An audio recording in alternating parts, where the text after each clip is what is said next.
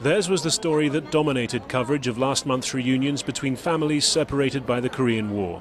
The couple had last seen each other 65 years ago, when she was pregnant and he was tricked into going north. Their son, an old man now himself, was meeting a father he'd long assumed dead. A month on, the emotional power of those moments isn't far away. As old as he is, my son hadn't been able to utter the word father even once in his life. He was able to see his father's face and call him father. That was the happiest thing. Our characters are the same, judging from what I felt when I met him. Fond of joking, energetic. Deep down, there is something shared between father and son.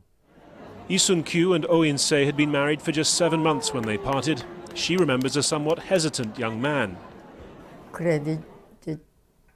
At that time, he was a new bridegroom.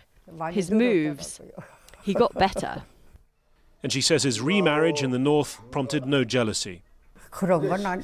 There's no such feeling. He was forced to go. No need to blame. I think it is only natural.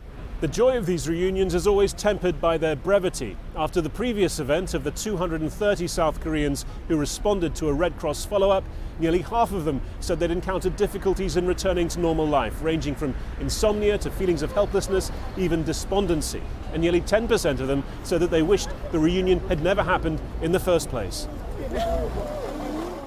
Returning to normal life after such emotional turbulence can be hard.